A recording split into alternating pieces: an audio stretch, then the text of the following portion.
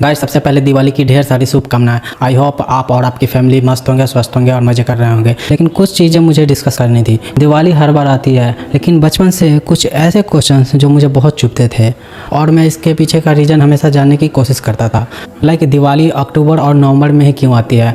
Mythology से हमें सबको तो पता है, रामायण महाभारत की स्टोरीज एंड ऑल, लेकिन कुछ ऐसी चीज़ें थी क्या, कुछ अलग, इसके पीछे का कुछ और रीज़न भी है क्या। दिवाली में हम लक्ष्मी जी की पूजा करते हैं, लेकिन उसके साथ कुबेर देव का भी नाम क्यों लिया जाता है। क्या दिवाली का ओरिजिन सिर्फ रामायण महाभारत से है या इसके पीछे और भी कोई माइथोलॉजिकल हिस्ट्री जुड़ी हुई है। क्या दिवाली का टाइमिंग एस्ट्रोनॉमी और लूनर कैलेंडर से भी कनेक्टेड है क्या दिवाली का सेलिब्रेशन हमारे फूड हार्वेस्ट से भी लिंक्ड है क्या। और जब हम पटाखा उड़ाते हैं, फायर क्रैकर्स, तो उसकी साउंड, उसकी जो लाइट्स होती है, उसमें एक अजीब सी चीज़ें मुझे देखने को मिलती है। इसके पीछे क्या है क्वांटम फिजिक्स, वो भी मुझे जानना था। और क्या ये जो सोशल मीडिया पे ध्रुव राठी और भी कोई बाबा, वो लोग जो एक लोग बोलते हैं कि क्रैकर फोड़ने से हमारे इन्वायरमेंट में काफ़ी इम्पैक्ट होता है। इस दिवाली पर पटाखे मत खरीदना, क्योंकि पटाखों से बहुत ही हानिकारक एयर पोल्यूशन होता है। और कुछ बाबा लोग बोलते हैं कि ये ज्ञान सिर्फ दिवाली में ही क्यों दिया जाता है। दीपावली पर बहुत सावधानी रखें और ज्ञान ना पेलें। दूसरे मजहब के लोगों से हमारा यही है कि पटाखों पे अपना ज्ञान ना पेलें। ये दोनों के बीच में एक ऐसी चीज़ें है जो मुझे दिखती है और मैं उस चीज़ को आपके साथ डिस्कस करना चाहता हूँ। आज इस वीडियो में मैं एस्ट्रोफिजिक्स से रिलेट करके, evolutionary biology, chemistry and everything से रिलेट करके इस वीडियो में मैं डिस्कस करने वाला हूँ। बात उस समय की है जब दुनिया अपने पहले युग सतयुग में थी, जब न राज्य थे, न पैसा, न लालच, सिर्फ तपस्या थी और देवताओं की शक्ति। और उन्हीं के बीच हिमालय के बर्फ से ढके शिखरों पर एक यक्ष तपस्या में लिप्त था, जिसका नाम कुबेर था। न भोजन, न नींद, न कोई वासना, सिर्फ एक जाप गूंजता था, ओम नमः शिवाय। कुबेर का एक ही संकल्प था, भगवान शिव का दर्शन पाना। कहते हैं विष्णु पुराण में लिखा है, कुबेर ने वर्षों तक शिवलिंग के सामने अखंड तपस्या की और एक दिन उस तपस्या ने फल दिया। कैलाश पर्वत का आकाश चमक उठा और महादेव स्वयं प्रकट हुए। उन्होंने कहा, कुबेर तू सिर्फ धन का भोगी नहीं, तू उसका रक्षक बनेगा। और उसी दिन से कुबेर को वरदान मिला, वह धन के देवता बने। रुद्र संहिता युद्ध कांड शिव पुराण में इसका जिक्र भी है। उसके अनुसार महादेव ने उन्हें दिया अलकापुरी, एक दिव्य नगरी जो कैलाश के पास स्थित थी, और उनके हाथ में था धन का अधिकार। और कुबेर के पास था एक विमान, पुष्पक विमान, एक ऐसा विमान जो सिर्फ मन के संकल्प से चल पड़ता था। लेकिन उसी समय उनका भाई रावण उनके जीवन में एक अंधकार बनकर आ गया। रामायण के अनुसार रावण ने कुबेर से लंका छीन ली, पुष्पक विमान चुरा लिए और उन्हें हिमालय की तरफ भगा दिया। कुबेर ने तो राज्य खो ही दिया था, लेकिन अपनी भक्ति कभी नहीं छोड़ी। वो फिर से शिव की तपस्या में लिप्त हो गए। फिर समय आया समुद्र मंथन का, जब देव और असुर दोनों मिलकर अमृत निकाल रहे थे और उस समुद्र के हृदय से निकली महालक्ष्मी, कमल के फूल पर विराजमान, प्रकाश से भरी और शांति से पूर्ण। पद्मा पुराण में लिखा है, जब लक्ष्मी ने विष्णु को अपना स्वामी माना, तब उन्होंने कुबेर को अपना सेवक और धन रक्षक बनाया। लक्ष्मी जी बोली, मैं तुम्हें धन दूंगी, पर तू उसका संतुलन रखेगा। उसी पल से लक्ष्मी और कुबेर दोनों एक दूसरे के पूरक बन गए। एक धन देती है और दूसरा उस धन को स्थिर रखता है। तब से हम दिवाली में लक्ष्मी जी के साथ कुबेर देव का भी आराधना करते हैं। लक्ष्मी जी समृद्धि का प्रतीक है और कुबेर स्थिरता का। दोनों मिलकर ही जीवन में अर्थ और संतुलन लाते हैं। ये तो एक हो गया, और रामायण महाभारत वाली कहानी तो हम सबको भी पता है। नॉर्थ इंडिया में सबसे पॉपुलर स्टोरी है लॉर्ड राम की। 14 साल का वनवास जिनको मिला, रावण का डिफीट और फाइनली अयोध्या वापस आना। लोगों ने उनकी होम कमिंग पर बहुत सारे दिया जलाए। यह सिंपल लाइट नहीं, ये victory of God over evil का सिंबल था। लेकिन बस इतना ही नहीं, महाभारत में भी एक स्टोरी है। पांडव के 13 साल के वनवास के बाद जब वो वापस आए तो उनकी खुशी में दिए जलाए गए। मतलब दिवाली का थीम होम कमिंग और जीत की खुशी मल्टीपल लेजेंड में दिखाई देता है। साउथ इंडिया में भी दिवाली स्लाइटली अलग स्टोरी के साथ सेलिब्रेट होती है। यहाँ लॉर्ड कृष्णा ने डेमन नरकासुर को हराकर 16,000 औरतों को आज़ाद करवाया। इस विक्ट्री को हम नरका चतुर्दशी या छोटी दिवाली के दिन याद करते हैं। साउथ में दिवाली सिर्फ लाइट का फेस्टिवल नहीं, एक लिबरेशन और प्रोटेक्शन का सेलिब्रेशन है। जैन के लिए यह दिन महावीर के निर्वाणा का है, उनके इनलाइटमेंट और अल्टीमेट लिबरेशन का सिंबल। सिख इस दिन बंदी छोड़ दिवस के नाम से सेलिब्रेट करते हैं। गुरु हरगोविंद साहिब जी ग्वालियर फोर्ट से रिलीज हुए, साथ ही 52 किंग्स भी फ्री हुए।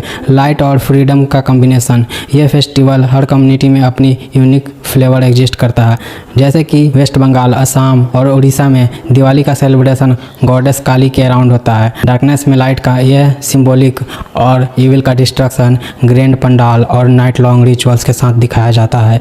और हिस्ट्री भी ये कहती है दिवाली का सबसे एंशिएंट मेंशन में मिलता है। यक्ष रात्रि यानी नेचर स्पिरिट की नाइट के रूप में डिस्क्राइब किया गया है। 400 से 1500 कॉमन इरा पुराण में लैंप, यमा वर्शिप और लक्ष्मी पूजा का मेंशन मिलता है। मतलब सेंचुरी से भी ये फेस्टिवल इवॉल्व होता आ रहा है, अलग अलग रीजन और अलग अलग कम्युनिटीज़ के साथ। और दूसरा सवाल ये था कि ये अक्टूबर और नवंबर में ही क्यों आती है। सबसे पहले हिंदू कैलेंडर जो है ल्यूनी सोलर कैलेंडर है, मतलब ये दोनों साइकिल का ध्यान रखती है, मून का ऑर्बिट और सोलर का ईयर। मैं आपको सिंपल में समझाता हूँ। एक लूनर मंथ 29.53 डेज का होता है, इसका मतलब मून उस दिन अपने ऑर्बिट कंप्लीट करती है। लेकिन सोलर ईयर 365.64 डेज का होता है। और ये दोनों सीन्स नहीं होते हैं तो ये टाइमिंग का ड्रिफ्ट हो जाता है, कभी अक्टूबर कभी नवंबर, और डेट में वेरिएशन इसलिए आता है। इसलिए हिंदू कैलेंडर में जैसे मंथ एडजस्ट करना और अधिक मास लीप मंथ ऐड करना ताकि लूनर मंथ सोलर ईयर के साथ सीन्स रहे। दिवाली फिक्स होती है कार्तिक अमावस्या पर, जब मून अर्थ से बिल्कुल अपोजिट पोजीशन में होता है सन के रिलेटिव। स्काई में मून दिखता नहीं और रात सबसे डार्क होती है। Perfect contrast for diyas and fire crackers.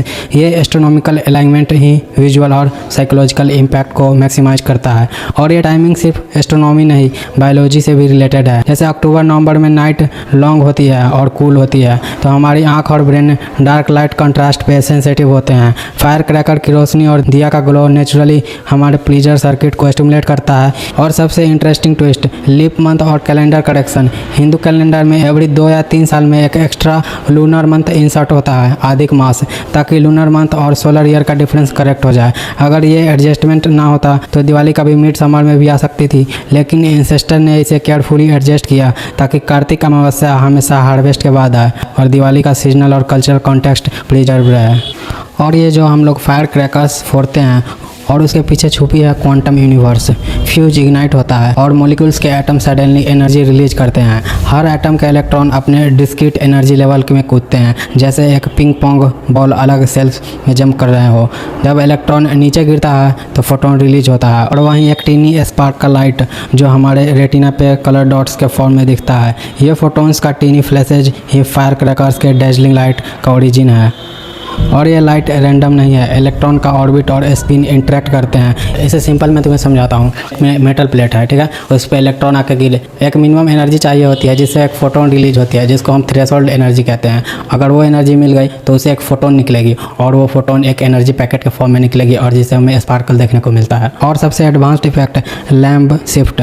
Quantum vacuum में भी इलेक्ट्रॉन थोड़ा जीटर करते हैं फोटोन्स के वर्चुअल इंटरेक्शन के साथ, और एनर्जी लेवल में थोड़ा शिफ्ट हो जाता है। इसका मतलब यह है कि इलेक्ट्रॉन का एनर्जी एग्जैक्ट नहीं है, पर हमारे स्पार्क के कलर ऑलमोस्ट सेम दिखाई देते हैं। जैसे सिंपल में मैं तुम्हें समझाता हूँ। एक बोट है, एक बोट में तुम बैठे हो और पानी में जा रहे हो, और तुम बोट थोड़ा सा हिलता है तो क्या होता है, वेव्स ऐसे फॉर्म होती है पूरे पानी में। लेकिन ऐसा थोड़ी है कि वो तुम्हारा जो बोट है वो शिफ्ट हो जाता है इधर से उधर, और वो जो वेव फॉर्म होती है वो हमें रिफ्लेक्शन की तरह दिखता है, और लेकिन रिफ्लेक्शन से वो ऐसे ही चमक रहा है जैसे वो वहाँ पे शिफ्ट हो गई। तो इसी को कहते हैं लैम्प इफेक्ट। अब सोचो फायर क्रैकर्स में मेटल्स होते हैं जैसे स्ट्रोंटियम, कॉपर, बेरियम और भी बहुत सारे, लेकिन इनके इलेक्ट्रॉन ट्रांजिशन से फोटोन अलग अलग कलर में इमिट होते हैं। जैसे स्ट्रोंटियम रेड कलर देती है, copper blue colour, sodium yellow. यही हमारी कलरफुल स्पार्क का प्लेटलेट है। ऐसे न्यून साइन में अलग अलग गैस अलग अलग ट्यूब में ग्लोइंग लाइट प्रोड्यूस करते हैं। वैसे ही फायर क्रैकर के मेटल एटम्स अपनी यूनिक क्वांटम ट्रांजिशन से स्पेसिफिक कलर दिखाते हैं। और जैसे ही ये पटाखा फूटता है तो temperature initially 3000 to 4000 temperature increase हो जाता है। इससे पार्शियली आयोडाइज्ड प्लाज्मा फॉर्म होती है, जिसमें फ्री इलेक्ट्रॉन्स और आयंस आपस में कोलाइड करते हैं और ग्लो करते हैं। सबसे पहले gas rapid gas expansion. Gun powder combustion में गैस की वॉल्यूम 1000 टाइम एक्सपेंड होती है विद इन मिली सेकेंड। अब इससे प्रेशर बिल्ड होता है। अब अंदर में प्रेशर काफ़ी ज़्यादा बढ़ गया, हंड्रेड्स ऑफ एटमॉस्फेयर तब प्रेशर बस्ट करती है और एक शॉक वेव क्रिएट होती है। एयर मॉलिक्यूल में सडन कंप्रेशन रेयरफेक्शन होती है, जिसके कारण यह प्रेशर वेव हमारे एयर ड्रम तक पहुंचती है और हम 125 से लेकर 150 dB की लाउड सुनते हैं, जो जेट इंजन के बराबर है। Sound wave initially air molecule का रैपिड कोलिजन और एनर्जी ट्रांसफ़र है। हर मॉलिक्यूल अपने नेबर से टकराता है, एनर्जी को फॉरवर्ड पास करता है। ये कैस्केड इफेक्ट ही शॉक वेव है। एक फायर क्रैकर का ब्लास्ट में इतनी एनर्जी होती है कि एयर मॉलिक्यूल को फास्टर देन साउंड स्पीड से पुश करता है, क्रिएटिंग अ सोनिक बूम। यह बूम एक्चुअली क्वांटम एनर्जी का फाइनल फॉर्म है। केमिकल बॉन्ड से शुरू होकर अल्टीमेटली प्रेशर वेव बन जाती है, जो आपके चेस्ट को एक थंब से करती है। अब आते हैं सबसे इंटरेस्टिंग टॉपिक पे, जो लोग बोलते हैं कि इससे दिवाली में पॉल्यूशन होता है फायर क्रैकर से। क्रैकर से तो पॉल्यूशन होता ही है, लेकिन ट्रूथ ये है किसी फायर क्रैकर का ही इफेक्ट नहीं है। ईयर राउंड ईयर सोर्सेज भी ये बताते हैं। Traffic pollution, daily carbon monoxide जो ट्रैफिक पॉल्यूशन बढ़ाते हैं। इंडस्ट्रियल पॉल्यूशन, स्टील, सीमेंट और केमिकल प्लांट कंटिन्यूसली इमिट करते हैं। नॉर्थ इंडिया में हार्वेस्ट के बाद जो बच जाता है उसको बर्न करते हैं खेत में, तो उससे भी पॉल्यूशन बढ़ता है। ग्लोबल कंपेरिजन देखें तो चाइना, यूएस, यूरोप में स्मोक और वाइल्ड फायर हर साल एयर क्वालिटी डैमेज करते हैं, दिवाली के स्पाइक से काफ़ी ज़्यादा। तो सच में दिवाली के फायर क्रैकर एक शॉर्ट टर्म ट्रिगर है, लेकिन ओवरऑल इन्वायरमेंट डिग्रेडेशन का मेन कल्प्रिट ये नहीं। और ये सोशल मीडिया एंगल भी समझो, community bonding, family gathering, ritual और कल्चरल आइडेंटिटी, ये सब पॉजिटिव इम्पैक्ट है। मेंटल हेल्थ और इमोशनल जॉय के लिए ये इंपॉर्टेंट ट्रेडिशन है। हैप्पी दिवाली। मिलते हैं नेक्स्ट वीडियो में। Signing off.